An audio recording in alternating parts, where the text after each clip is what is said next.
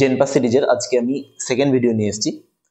আজকে এই ভিডিওতে আমি 2017 সালের প্রিভিয়াস ইয়ার কোশ্চেন করাবো, তো দেখতে থাকো। প্রথম কোশ্চেন আমার কি আছে যে CH2 double bond CH single bond C triple bond CH অনুতে C2 এবং C3 পরমাণু সংকরণ নির্ণয় করো। এই জাতীয় কোশ্চেন গুলোর ক্ষেত্রে দেখো একদিকে শেষ প্রান্তে ত্রিবন্ধন রয়েছে, একদিকে শেষ প্রান্তে দ্বিবন্ধন রয়েছে। তো তোমাকে IUPAC নিয়ম অনুসারে আমরা কি জানি যে যেদিক থেকে দ্বিবন্ধন থাকে সেদিক থেকে নাম্বারিং করতে হয়। তাহলে এটা 1 নম্বর কার্বন, এটা 2 নম্বর কার্বন, এটা 3 নম্বর কার্বন, আর এটা 4 নম্বর কার্বন। বলেছে C2 এবং C3 পরমাণু সংকরণ নির্ণয় করো। কিভাবে করবো? C2 পরমাণু কোনটা? এটা। এই C2 পরমাণুর 2 নম্বর কার্বনের পাশে দেখো একটা সিগমা বন্ড, একটা পাই বন্ড, একটা সিগমা বন্ড। তাহলে দেখো একটা পাই বন্ড রয়েছে আর দুটো সিগমা বন্ড রয়েছে। তাহলে এইটার হাইব্রিডাইজেশন কি হবে স্যার? sp2। কারণ কি জানি আমরা জানি স্যার নিয়ম কি, যখন কোনো কার্বনের পাশে চারটেই সিগমা বন্ধন থাকবে তখন তার হাইব্রিডাইজেশন হবে হচ্ছে sp3। যখন কোনো কার্বনের পাশে একটা পাই বন্ধন থাকবে এবং বাকি সিগমা থাকবে তখন তার হাইব্রিডাইজেশন হবে হচ্ছে sp2। এটার হাইব্রিডাইজেশন sp2। আর যখন কোনো কার্বনের পাশে দুটো পাই বন্ধন থাকবে তখন তার হাইব্রিডাইজেশন হবে হচ্ছে sp। তাহলে এখানে এসো, এই কার্বনের পাশে দেখো দুটো বন্ধন রয়েছে। দুটো বন্ধন মানে কি? একটা সিগমা একটা পাই, আর এইটা সিগমা, আর এই কার্বন আর হাইড্রোজেনের মধ্যে একটা সিগমা আছে। তাহলে এইটার হাইব্রিডাইজেশন কি হলো? sp2। আর আমি কি বললাম, যদি কোনো কার্বনের পাশে দুটো পাই বন্ড থাকে, দুটো পাই বন্ড থাকলে কি হবে? দুটো পাই বন্ড থাকলে তার হাইব্রিডাইজেশন হবে হচ্ছে sp। তাহলে দেখো এই কার্বনের পাশে দুটো পাই বন্ড রয়েছে, তাহলে এর হাইব্রিডাইজেশন হয়ে গেল হচ্ছে sp। এরকম কোশ্চেন আরো অনেক দিতে পারে এবং এই কোশ্চেন গুলো অনেক ইজি হয়। কিরকম? ধরো তোমাকে বললো CH3 single bond CH2 double bond single bond CH double bond CH2। এই যৌগটাতে প্রত্যেকটা কার্বনের হাইব্রিডাইজেশন বের করো। তাহলে দেখো আমি যেটা বললাম, এই কার্বনটার পাশে একটা পাই বন্ড রয়েছে, এই যে একটা পাই বন্ড, তাহলে এটার হাইব্রিডাইজেশন হচ্ছে sp2। এই কার্বনটার পাশে একটা পাই বন্ড রয়েছে, তাহলে এটার হাইব্রিডাইজেশন হচ্ছে sp2। এটার পাশে সবগুলো সিগমা বন্ড, দেখো এটা সিগমা এটা সিগমা। যেগুলো সিঙ্গেল বন্ড সেগুলোকে আমরা সিগমা বলি। যদি ডবল বন্ড থাকে তাহলে এই একটা সিগমা আর একটা পাই বন্ড। তাহলে এইটাতে সবগুলো সিগমা, তাহলে এটাও sp3, এটা হচ্ছে sp3। তাহলে এই কার্বন এই কোশ্চেনটার অ্যান্সার কি হলো? sp2 এবং sp। কোথায় আছে দেখো? sp2 এবং sp। তাহলে option number B. Next question দেখবো আমরা। নেক্সট কোশ্চেন কি আছে? ধরা যাক STP তে 112 ml গ্যাসীয় N2 তরলে রূপান্তরিত হলো, তার ভর কত হবে? কিভাবে করবো এটা? 112 ml, আমরা কি জানি STP তে 1 মোল আদর্শ গ্যাসের আয়তন কত? 22.4 লিটার। তাহলে আমরা বলতে পারি যে 22.4 লিটার বা 22,400 ml এর ভর কত? 28 গ্রাম। কারণ কি? নাইট্রোজেন N2, একটা নাইট্রোজেনের ভর কত?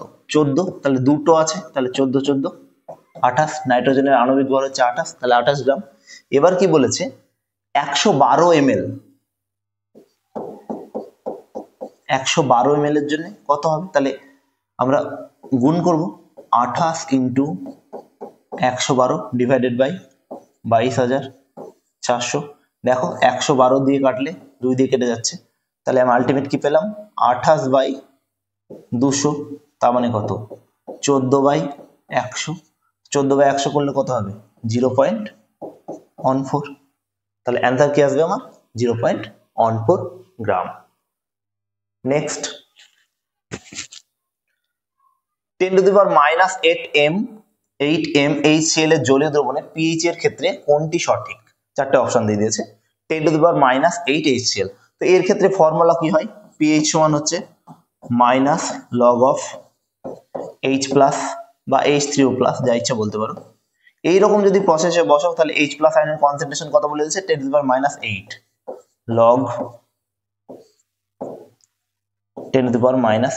লগ এর নিয়মে গেলে 8 ইন্টু log 10 মানে হওয়া উচিত 8। এবার একটা জিনিস দেখো, HCl অ্যাসিডিক, তার অ্যাসিড মানে তার pH ভ্যালু কখনো 8 হতে পারে? অবশ্যই না। কারণ হচ্ছে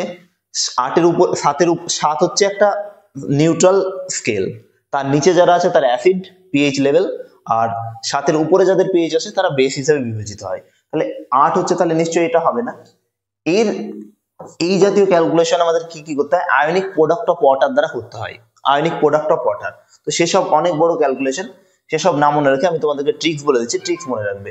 যখন এরকম 10⁻⁸ এবং তার সঙ্গে HCl বা HNO3 বা কোনো অ্যাসিড বলবে, তখন কি হবে, অ্যাসিডের পিএইচ যেহেতু 7-এর নিচে, তাই কি করবে, স্লাইডলি 7-এর নিচে পিএইচ ধরে নেবে।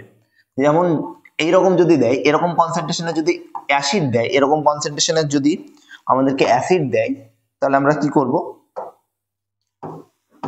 অ্যাসিড দিলে ধরবো স্লাইটলি লেস দেন 7, আর যদি বেস দেয় তাহলে ধরবো স্লাইটলি গ্রেটার দেন 7।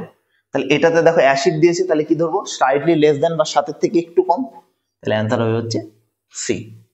এভাবে তুমি ট্রিক্সের মাধ্যমে এটাকে মনে রাখতে পারো। নেক্সট, কোন ক্ষেত্রে মৌলগুলির বিশুদ্ধকরণ তড়িৎ বিশ্লেষণ দ্বারা সম্পন্ন হয়?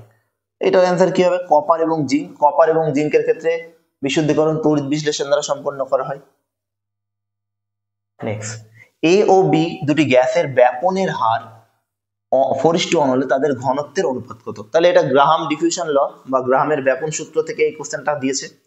তো আমরা গ্রাহামের ব্যাপন সূত্র অনুসারে কি জানি, রেট অফ ডিফিউশন তার ডেনসিটির ব্যস্তানুপাতিক হয় বা ঘনত্বের ব্যস্তানুপাতিক হয়। এই ফর্মুলা অনুযায়ী আমাদেরকে কি বলে দিয়েছে, দেখো বলে দিয়েছে যে ব্যাপনের হার বলে দিয়েছে, তার মানে কি RA/RB, যেহেতু দুটো গ্যাস বলে দিয়েছে, তার কি বলেছে, তাদের ঘনত্বের অনুপাত জানতে চেয়েছে। তাহলে ঘনত্বের অনুপাত কি হবে, dB/dA। তাহলে RA/RB কত বলে দিয়েছে, ব্যাপনের হার, আর মানে রেট অফ ডিফিউশন, তাহলে এটা কত বলে দিয়েছে 4:1, মানে 4/1 সমান কত, √dB/dA। তাহলে এই দুটো স্কোয়ার করে দাও, স্কোয়ার করে দিলে কি হবে, এই রুটটা উঠে যাবে আমরা জানি। তাহলে কি পাবো, এখানে একটু এদিকে করে দেখাচ্ছি, দেখো, তাহলে এদিকে পাবো হচ্ছে 16/1 সমান dB/dA। অতএব কি জানতে চেয়েছে আমাদের, তাদের ঘনত্বের অনুপাত। অতএব A/B, D means density, তাহলে কত 1:16। তাহলে অ্যান্সার কোনটা আসলে 1:16। এটা হচ্ছে গ্রাহামের ব্যাপনের সূত্র থেকে অঙ্কটা দিয়েছে, মানে গ্যাস থেকে। নেক্সট, ফেনলের সাথে কোন যৌগের বিক্রিয়ায় ব্যাকেলাইট উৎপন্ন হয়? খুবই সোজা একটা কোশ্চেন। আমরা জানি ফেনল, তার সাথে যদি আমি ফর্মালডিহাইড দিই মানে কি HCHO, এবং তার সাথে যদি রেজিন দিই, ফেনল, ফর্মালডি এবং রেজিন দিই, তাহলে কি উৎপন্ন হয়, ব্যাকেলাইট উৎপন্ন হয়। তাহলে কি বলেছে, ফেনলের সাথে কোন যৌগের বিক্রিয়ায় প্রস্তুত হয়? তাহলে ফর্মালডিহাইড, এটার নাম কি ফর্মালডিহাইড। তাহলে ফর্মালডিহাইড কোন অপশন আছে, অপশন এ।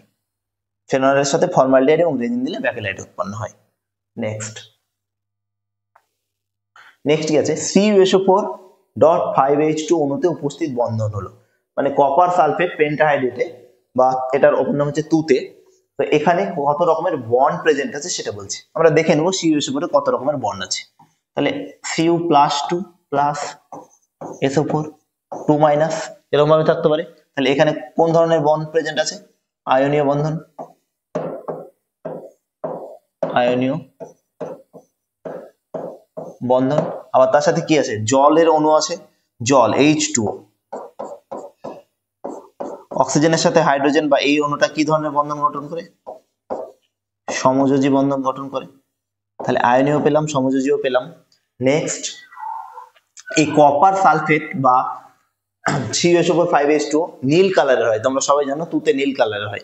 কেন হয়, কারণ এই কপার সালফেটের সঙ্গে এক অণু জল, বাইরে এক অণু জল হাইড্রোজেন বন্ধনে অংশগ্রহণ করে। তাহলে আর একটা কি ধরনের বন্ধন পেলাম, হাইড্রোজেন বন্ধন, হাইড্রোজেন বন্ড পেয়ে গেলাম। আর কি পাওয়া যায়, এই কপারকে জলের অণুগুলো একমুখী সমযোজী বন্ধনের দ্বারা আবদ্ধ করে থাকে, মানে কি রকম, এই রকম ওয়াটার অণুগুলো এইভাবে যুক্ত থাকে। এটাকে বলা হয় হচ্ছে একমুখী সমযোজী বন্ধন। তাহলে দেখো কি কি বন্ড পেলাম, আয়নীয় বন্ধন পেলাম, সমযোজী বন্ধন পেলাম, হাইড্রোজেন বন্ধন পেলাম এবং একমুখী সমযোজী বন্ধন পেলাম। তাহলে কোন অপশনে আছে দেখো, সমযোজী, একমুখী সমযোজী, আয়নীয় এবং হাইড্রোজেন বন্ধন, অপশন নাম্বার সি। নেক্সট, একটি প্রথম ক্রম বিক্রিয়ার 50% সম্পন্ন হতে এত সময় লাগে, বিক্রিয়াটির 100% সম্পন্ন হতে কত সময় লাগবে? দেখো এইরকম অঙ্ক তোমাকে বোকা বানানোর জন্য বা আমাদেরকে বোকা বানানোর জন্য বা পরীক্ষা হলে সময় নষ্টের জন্য দিতে হয়। এখানে আমরা একটা সিম্পল থিওরি মনে রাখবো যে প্রথম ক্রম বিক্রিয়া কখনোই শেষ হতে পারে না, এরকম একটা থিওরি আমরা প্রিভিয়াসলি পড়েছিলাম যে প্রথম ক্রম বিক্রিয়া কখনোই শেষ হতে পারে না। তার মানে কি, একটি প্রথম ক্রম বিক্রিয়া যখনই বলবে তার যদি টাইম জানতে চাই তাহলে সেখানে আমাদের প্রথম ক্রম বিক্রিয়া তো কখনোই শেষ হবে না, তাহলে এই বিক্রিয়াটা শেষ হতে যদি কখনোই শেষ হয় না তার মানে অসীম সময়ের প্রয়োজন, তাহলে এটা হচ্ছে অসীম সময় লাগবে একটি প্রথম ক্রম বিক্রিয়া শেষ হতে। নেক্সট, নিচের বিক্রিয়াগুলির মধ্যে কোনটি ডিসপ্রপোর্শনেশন বিক্রিয়া? ডিসপ্রপোর্শনেশন বিক্রিয়া খুব ইম্পর্টেন্ট বিক্রিয়া। ডিসপ্রপোর্শনেশন রিঅ্যাকশন মানে হচ্ছে এই রকম যে কোনো একটা মেটাল বা কোনো একটা এলিমেন্ট একবার অক্সিডাইজ হবে এবং একবার রিডিউসড হবে, একটা সেম মেটাল একবার জারিত হবে একবার বিজারিত হবে, এই ধরনের বিক্রিয়াকে বলা হয় হচ্ছে ডিসপ্রপোর্শনেশন রিঅ্যাকশন। কিরকম একটু বুঝিয়ে দেওয়ার চেষ্টা করছি আমি। ধরো কোনো একটা এলিমেন্ট M+ আছে, সেখান থেকে যদি সেই এলিমেন্টটা M+2 এবং M0 তে যায়, মানে কি এখান থেকে এখানে M+2 হচ্ছে মানে জারণ সংখ্যা বাড়ছে, তার মানে কি এটা অক্সিডেশন হচ্ছে বা জারণ হচ্ছে, অক্সিডেশন হচ্ছে বা জারণ হচ্ছে। আর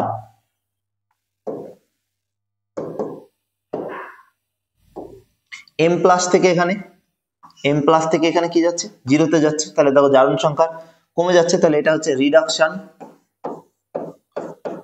বা বিজারণ। তাহলে এরকম M+ বা একই এলিমেন্ট থেকে যখন একবার জারিত এবং একবার বিজারিত হবে তখন তাকে ডিসপ্রপোর্শনেশন রিঅ্যাকশন বলে। তাহলে বলেছে কোনগুলি ডিসপ্রপোর্শনেশন রিঅ্যাকশন, তাহলে দেখো এখানে কপার +1 আছে, সেখান থেকে কোথায় গেছে, কপার +2 তে গেছে, মানে কি একবার জারণ হয়েছে। আবার দেখো কপার প্লাস থেকে কপার 0 তে গেছে, তার মানে কি বিজারণও হয়েছে, তাহলে জারণ বিজারণ একই সঙ্গে হয়েছে একই এলিমেন্ট থেকে, তাহলে এটা ডিসপ্রপোর্শনেশন রিঅ্যাকশন। নেক্সট কি আছে, MnO4 2-, প্রথমে আমরা এই জারণ সংখ্যা বের করব। জারণ সংখ্যা কিভাবে বের করব, Mn এটাকে x ধরবো, প্লাস স্যার কটা অক্সিজেন আছে 4টে, প্রত্যেকটা অক্সিজেনের চার্জ কত -2 হয়, তারপর চার্জ কত আছে -2, সেটাকে সমানের ওই পারে দিয়ে দিলাম, তাহলে x - 8 = -2, তাহলে x সমান হচ্ছে +6। তাহলে এই MnO4 2- এর জারণ সংখ্যা কত পেলাম আমরা স্যার, +6 পেলাম। সেখান থেকে MnO4-, তাহলে এটা জারণ সংখ্যা কত বেরোবে, যে 4 × 8 -8 আর ওইদিকে -1 আছে, তাহলে এটা +7 বেরোবে। আর এখানে MnO4, তাহলে এটাকে যদি x ধরি, x - 4 = 0, এখানে এর জারণ সংখ্যা কত হবে, x - 4 = 0, তাহলে x সমান কত, +4, তাহলে এটা কত পেলাম আমরা, +4 পেলাম। তাহলে দেখো +6 ছিল, সেখান থেকে কি হচ্ছে একবার +7 হয়েছে, মানে জারিত হয়েছে, অক্সিডেশন স্টেট বাড়ছে, আর একবার দেখো +6 থেকে +4 এ গেছে, মানে বিজারণ হয়েছে, তাহলে এটাও ডিসপ্রপোর্শনেশন রিঅ্যাকশন, তাহলে এটাও ডিসপ্রপোর্শনেশন রিঅ্যাকশন পেলাম, এটাও ডিসপ্রপোর্শনেশন রিঅ্যাকশন পেলাম। নেক্সট MnO4, তাহলে এখানে 4 × 8 আর পটাশিয়ামের +1 আছে, তাহলে এটা +7, সেখান থেকে 4 × 8 আর এখানে +2, তাহলে এটা কত হলো স্যার, +6 আর এটা +4। তাহলে দেখো এখানে +7 ছিল, সেখান থেকে +6 গেছে, বিজারণ হয়েছে, +7 থেকে +4 গেছে, এটাও বিজারিত হয়েছে, তার মানে কি এখানে জারণ হয়নি, তার মানে কি এটা ডিসপ্রপোর্শন রিঅ্যাকশন নয়। নেক্সট এটাকে দেখব MnO4 2-, এটা যদি তাই হয় তাহলে এটা জারণ সংখ্যা কত স্যার, +6, সেখান থেকে কত গেছে, +4 এ গেছে, তাহলে দেখো এখান থেকে এটা ডিসপ্রপোর্শনেশন রিঅ্যাকশন নয়, কারণ 6 থেকে 4 এ গেছে, আর কোনো স্টেট নেই, তাহলে এটাও ডিসপ্রপোর্শনেশন রিঅ্যাকশন না। তাহলে দেখো নিচের বিক্রিয়াগুলির মধ্যে কোনগুলি ডিসপ্রপোর্শনেশন বিক্রিয়া, অ্যাকর্ডিং টু অপশন দেখো এখানে দেওয়া নেই, 1 ও 2 কোথাও দেওয়া নেই, দেখো তো কি হবে, অপশনটা এটা একটু ভুল আছে, এইটাকে বাদ দিয়ে দাও তুমি, এই 3টাকে বাদ দিয়ে দাও, 3টা হবে না কারণ এটা ডিসপ্রপোর্শন, তাহলে অ্যানসার বি হবে। 3টা ভুল ভাবে প্রিন্ট হয়েছিল বা কিছু একটা ভুল হয়েছিল, ওটা ডিসপ্রপোর্শনেশন রিঅ্যাকশন নয়। নিচের ক্ষারগুলির মধ্যে কোনটি ডিএনএ তে অনুপস্থিত, ডিএনএ এর মধ্যে কোন ক্ষারটি থাকে না, সবাই জানো ডিএনএ এর মধ্যে কি থাকে, অ্যাডেনিন, গুয়ানিন, থাইমিন এবং সাইটোসিন থাকে। কোনটা থাকে না? ইউরাসিল থাকে না। ইউরাসিল কোথায় থাকে? আরএনএ তে থাকে, রাইবোনিউক্লিক অ্যাসিডে থাকে। নেক্সট, কে পটাশিয়াম এবং আর্গন হলো আইসোটোপ, আইসোটোন, আইসোবার এবং কোনোটি নয়। আইসোটোপ কাদেরকে বলা হয়? আইসোটোপ বলা হয় একই মৌলের পরমাণু যাদের ভর পরমাণু ক্রমাঙ্ক সমান, তাদেরকে আইসোটোপ বলা হয়। আচ্ছা, পরমাণু ক্রমাঙ্ক কোনটা? এটা হচ্ছে নিচে যেটা থাকে কোনো এলিমেন্টের, সেটাকে বলা হয় পরমাণু ক্রমাঙ্ক বা অ্যাটমিক নাম্বার, পরমাণু ক্রমাঙ্ক বা ভর। আর উপরে যেটা থাকে মানে এটাকে বলা হচ্ছে ভর সংখ্যা বা মাস নাম্বার। তাহলে আইসোটোপের ডেফিনেশন কি? আইসোটোপ হচ্ছে যাদের পরমাণু একই মৌলের পরমাণু যাদের পরমাণু ক্রমাঙ্ক সমান। তো পরমাণু ক্রমাঙ্ক এখানে 19, এখানে 18, তাহলে পরমাণু ক্রমাঙ্ক সমান না, তাহলে আইসোটোপ হবে না। Second, isobar. আইসোবার মানে কি? যাদের ভর সংখ্যা সমান। এখানে দেখো 41, এখানে 40, তাহলে আইসোবারও হচ্ছে না, ভর সংখ্যা সমান না। পরে থাকলো কি? আইসোটোন। আইসোটোন মানে কি? আইসোটোন মানে হচ্ছে যাদের নিউট্রন সংখ্যা সমান, যাদের নিউট্রন সংখ্যা সমান তাদের কি বলে? আইসোটোন বলে। তাহলে নিউট্রন সংখ্যা কিভাবে বের করে? নিউট্রন সংখ্যা বের করে হচ্ছে ভর সংখ্যা মাইনাস পরমাণু ক্রমাঙ্ক। ভর সংখ্যা এই পটাশিয়ামের ক্ষেত্রে কত আছে? 41 মাইনাস পরমাণু ক্রমাঙ্ক কত? 90 বা 19, তাহলে বিয়োগ করলে কত পাবো? 22। এটা কার ক্ষেত্রে পেলাম? পটাশিয়ামের ক্ষেত্রে। এবার আর্গনের ক্ষেত্রে দেখবো। আর্গনের ক্ষেত্রে ভর সংখ্যা কত? নিউট্রন সমান, ভর সংখ্যা হচ্ছে 40, সেখান থেকে পরমাণু ক্রমাঙ্ক কত বা প্রোটন সংখ্যা কত? 18, তাহলে কত বেরোবে? 22। তাহলে দেখো নিউট্রন সংখ্যা সেম হয়ে যাচ্ছে, দুটোর ক্ষেত্রে নিউট্রন সংখ্যা 22, তাহলে এটা হয়ে গেল হচ্ছে isotone. Answer number C. Next, 2000 কে উষ্ণতায় একটা বিক্রিয়া দিয়েছে, বিক্রিয়াটির সাম্য ধ্রুবক এত, অনুঘটকের উপস্থিতিতে বিক্রিয়াটি 10 গুণ তাড়াতাড়ি সাম্য অবস্থায় পৌঁছায়, অনুঘটকের উপস্থিতিতে 200 কে বিক্রিয়াটির সাম্য ধ্রুবক নির্ণয়। একটা জিনিস মনে রাখবে, অনুঘটক বিক্রিয়ার অ্যাক্টিভেশন এনার্জির উপর কাজ করে, মানে সক্রিয়করণ শক্তির উপর কাজ করে, সাম্য ধ্রুবকের উপর কাজ করে না। মানে বিক্রিয়াতে তুমি ক্যাটালিস্ট মেশালো, মানে মেশানোর আগেও বা অনুঘটক মেশানোর আগেও সাম্য ধ্রুবকের মান যা থাকবে, মানে মেশানোর আগেও যা থাকবে মেশানোর পরেও সেম থাকবে। তাহলে কি বলেছে যে বিক্রিয়াটির সাম্য ধ্রুবক প্রথমে কত ছিল? 4 × 10⁻⁴। অনুঘটক মেশালাম, 10 গুণ তাড়াতাড়ি হয়ে গেল বিক্রিয়াটা। সাম্য ধ্রুবকের কোনো পরিবর্তন হয় না, তাহলে সাম্য ধ্রুবকের দেখো 4 × 10⁻10 ছিল, এখানেও 4 × 10⁻10ই থাকবে। Answer B.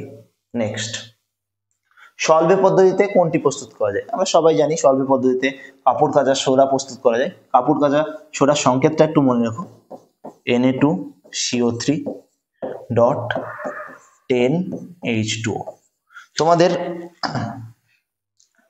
কাপড় কাচা সোডা আর একটা সোডার সংকেত আছে, সেটাকে তোমরা হচ্ছে সোডিয়াম বাইকার্বনেট বলে, যেটাকে আমরা অনেক সময়তে বিভিন্ন খাবারে দিয়ে থাকি। সেটা সংকেত কি?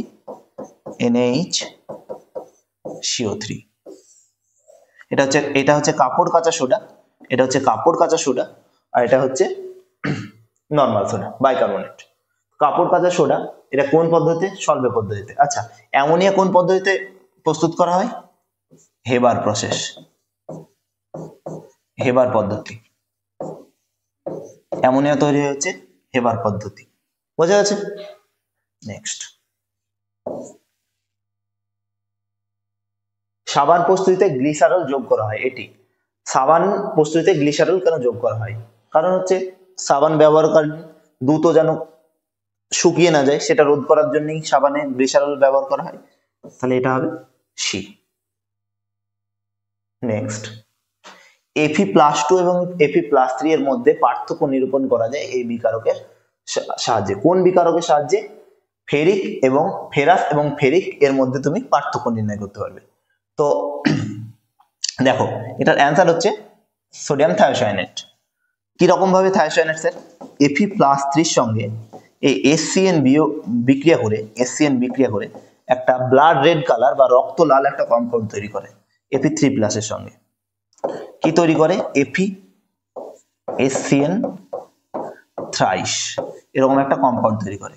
এটা হচ্ছে রক্তের মতো লাল, রক্ত লাল বা blood red colour.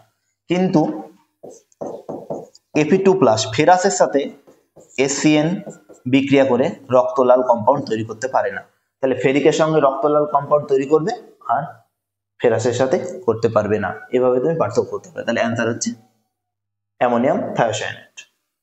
Next, esterification বিক্রিয়ার দ্বারা কোন কার্যকরী গ্রুপের শনাক্তকরণ করা যায়? এস্টারিফিকেশন বিক্রিয়া কি? এস্টারিফিকেশন বিক্রিয়া হচ্ছে অ্যালকোহল আর অ্যাসিডের, ধরো একটা অ্যালকোহল নিয়েছি সাপোজ CH3CH2OH, তার সাথে একটা কার্বক্সিলিক অ্যাসিড নিয়েছি।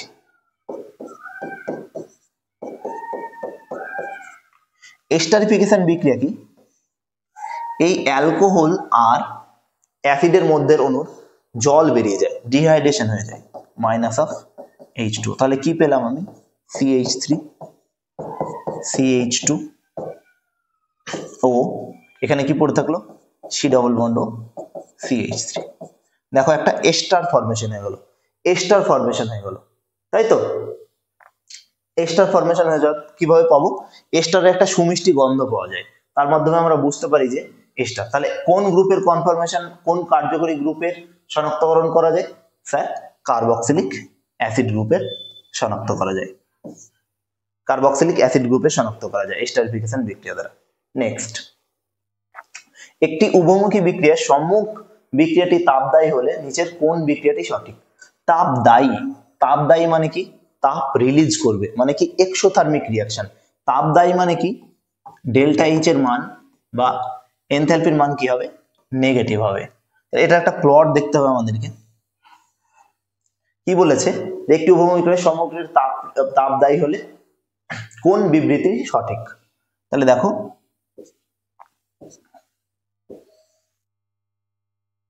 ধরো এটা নিয়েছি এ আর এটা নিয়েছি হচ্ছে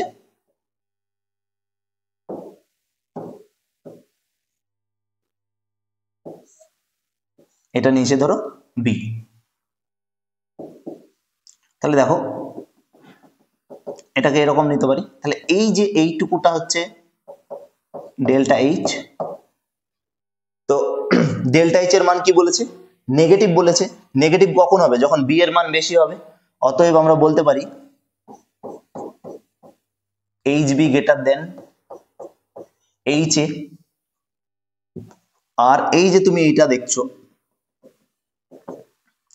এইটুকুটা হচ্ছে অ্যাক্টিভেশন এনার্জি, EA অন নিলাম। আর এইটার ক্ষেত্রে তাহলে কোথায় থেকে অ্যাক্টিভেশন এনার্জি হবে?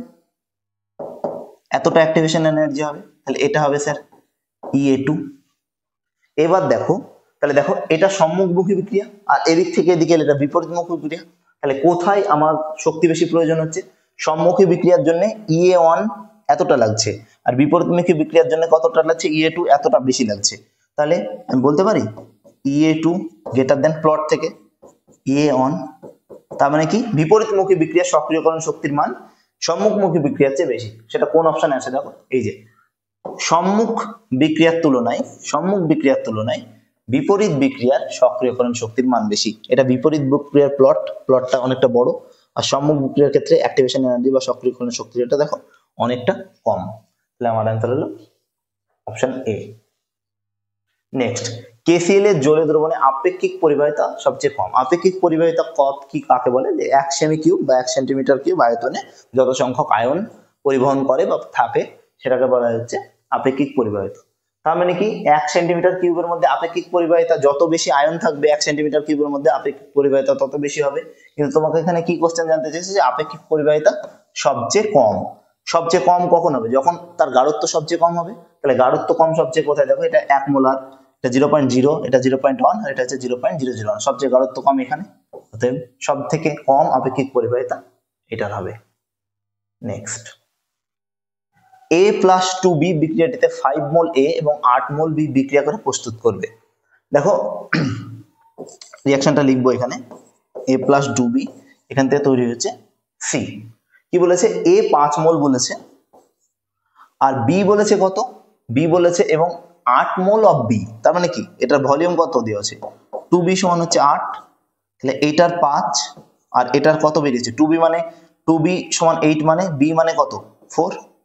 তাহলে দেখো এইটার যখন 4 মোল থাকছে এটার 5 মোল, তাহলে এইটা 4 মোল, এটার 5 মোলের সঙ্গে বিক্রিয়া করে কি হবে, নিউট্রালাইজ করে দেবে। তাহলে এখানে 1 মোল পড়ে থাকবে। 4 মোলকে যদি নিউট্রালাইজ করে দেয় তাহলে কত মোল পড়ে থাকবে, 1 মোল। তার মানে এটা কি এলআর বা লিমিটিং রিএজেন্ট। তো লিমিটিং রিএজেন্ট, তাহলে এখান থেকে এটা কতটা তৈরি হবে, 4 ইন্টু যেটা লিমিটিং রিএজেন্ট সেটা এই পাশে ডান দিকে লিখতে হয়, এবং তার সাথে কি করতে হয়, ডান দিকে যেটা তৈরি হয় তার সহগকে গুণ করতে হয়। কিছু নেই মানে কত আছে, 4। তার মানে কতটা তৈরি হলো, 4 মোল। দেখো কোন অপশনে আছে 4 মোল, অপশন নাম্বার বি। এটা হচ্ছে লিমিটিং রিএজেন্টের কোশ্চেন ছিল। লিমিটিং রিএজেন্ট এইভাবে বের করতে হয়, যেটা লিমিটিং রিএজেন্ট বেরোয় সেটা ডান পাশে নিয়ে যেতে হয়, এবং তার ডান পাশে যেটা তৈরি হয় মানে প্রোডাক্টের সহগের সঙ্গে গুণ করতে হয়। প্রোডাক্টের সহগ কিছু নেই মানে 1 আছে, এটা লিমিটিং রিএজেন্ট 4 বেরিয়েছে, 4 এর সঙ্গে 1 গুণ করেছি, 4 পেয়ে গেছি। নেক্সট, নিম্নলিখিত জলীয় দ্রবণের মধ্যে কোন দ্রবণের পিএইচ সর্বাধিক? তো তোমাকে দেখতে হবে এটা কোথায় থেকে এসছে। কেসিএল কোথায় থেকে এসছে স্যার? কেসিএল এসেছে স্যার, দেখো কেওএইচ আর এইচসিএল থেকে।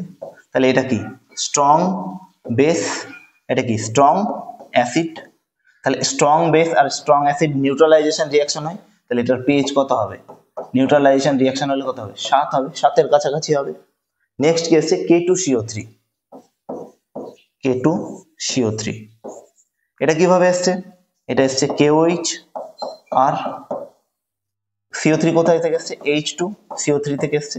তাহলে এটা একটা উইক অ্যাসিড, তাহলে এটা স্ট্রং বেস আর হচ্ছে উইক অ্যাসিড। তাহলে স্ট্রং বেস আর উইক অ্যাসিড দিলে বেসের প্রায়োরিটি বেশি, যেহেতু স্ট্রং, তাহলে পিএইচ কি হবে, 7 এর চেয়ে বেশি হবে, গ্রেটার দেন 7। তো কি জানতে চেয়েছে, পিএইচ সর্বাধিক। আচ্ছা, আর কি পড়ে আছে আমার, NH4Cl। আচ্ছা, NH4Cl কোথায় থেকে এসছে, অ্যামোনিয়াম হাইড্রোক্সাইড আর হচ্ছে HCl। তাহলে এটা উইক বেস বা দুর্বল ক্ষার, আর এটা কি স্ট্রং অ্যাসিড। তাহলে কি স্ট্রং অ্যাসিড মানে কি পিএইচ কি হবে, লেস দেন 7 হবে। এটার ক্ষেত্রে কি হবে, তাহলে এটার ক্ষেত্রে পিএইচ কি হলো আমার, লেস দেন 7 হলো।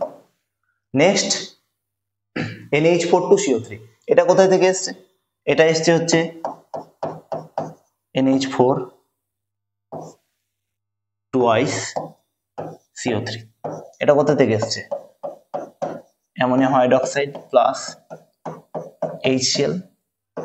তাহলে এটা কোথা থেকে এসছে, এটা হচ্ছে স্ট্রং অ্যাসিড আর এটা উইক বেস।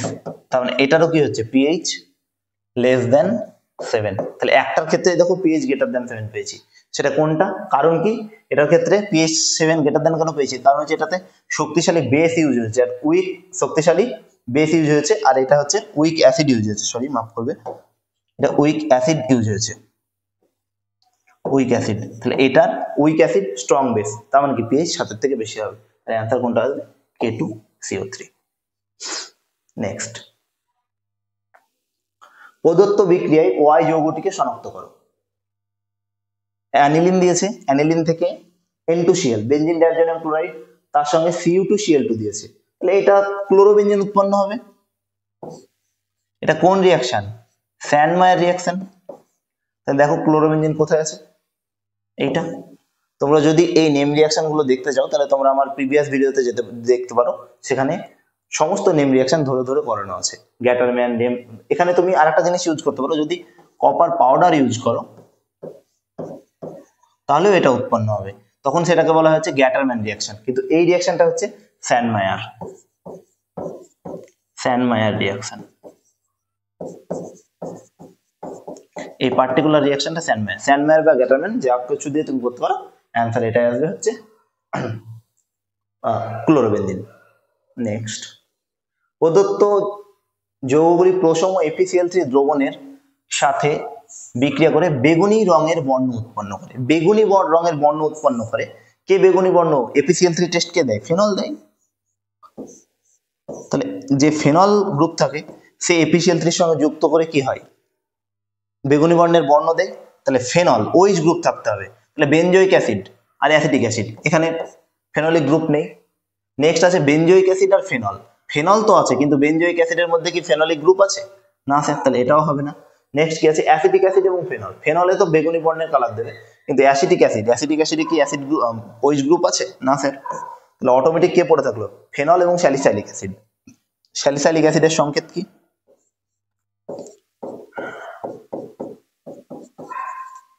তাহলে দেখো এখানেও ফেনলিক OH গ্রুপ আছে, এখানেও OH গ্রুপ আছে, অতএব এই দুটো FeCl3 এর সঙ্গে বিক্রিয়া করে বেগুনি বর্ণের কালার দেবে,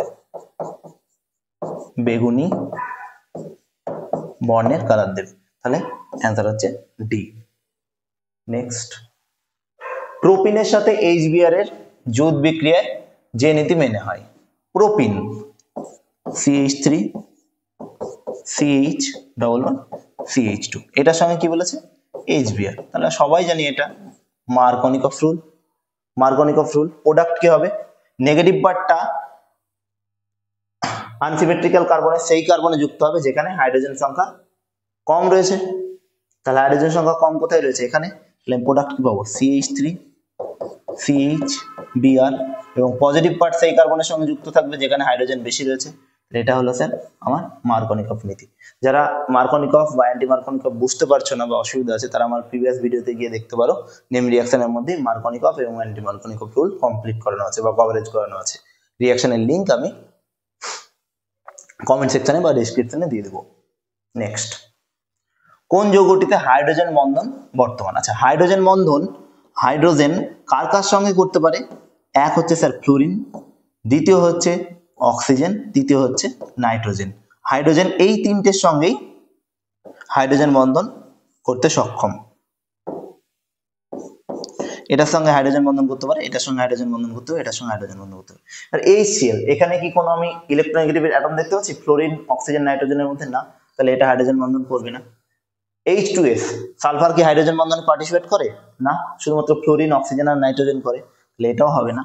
নেক্সট হচ্ছে শুষ্ক বরফ, ড্রাই আইস। ড্রাই আইসের মানে হচ্ছে সলিড কার্বন ডাইঅক্সাইড, ড্রাই আইস হচ্ছে সলিড কার্বন ডাইঅক্সাইড। তো দেখো এখানে হাইড্রোজেনই নেই, তাহলে কিভাবে হাইড্রোজেন বন্ধন করবে? নেক্সট হচ্ছে বরফ। বরফ মানে কি, আমরা জানি জল জমে বরফ হয়, আর জলের মধ্যে বা বরফের মধ্যে হাইড্রোজেন বন্ধন দেখা যায়, তাহলে এটা হলো হচ্ছে বরফ। এটা মনে রাখবে যে শুধুমাত্র হাইড্রোজেনের সঙ্গে অক্সিজেন, ফ্লোরিন এবং নাইট্রোজেন হাইড্রোজেন বন্ধনে পার্টিসিপেট করতে পারে। নেক্সট, Cl2O7 এ ক্লোরিনের জারণ সংখ্যা হলো বা জারক সংখ্যা হলো, এটা কিভাবে বের করবে? চলো আমি একটু দেখিয়ে দিচ্ছি। যে এলিমেন্টটার জারণ সংখ্যা বের করবে সেটাকে X ধরে নেবে। তাহলে এখানে কটা ক্লোরিন আছে? দুটো ক্লোরিন আছে, তাহলে এটাকে আমি 2X ধরে নেব, প্লাস কটা অক্সিজেন আছে? 7টা। একটা অক্সিজেনের চার্জ কত, বা -2। এখানে কোনো চার্জ প্লাস মাইনাস দেওয়া আছে? না স্যার, কিছু দেওয়া নেই, তাহলে এই পাশে আমি এটাকে 0 রেখে দেবো। তাহলে কত হলো, 2X 7 × 14 সমান 0, তাহলে 2X সমান 14, তাহলে X সমান সমান হচ্ছে 14/2, সরি 14/2,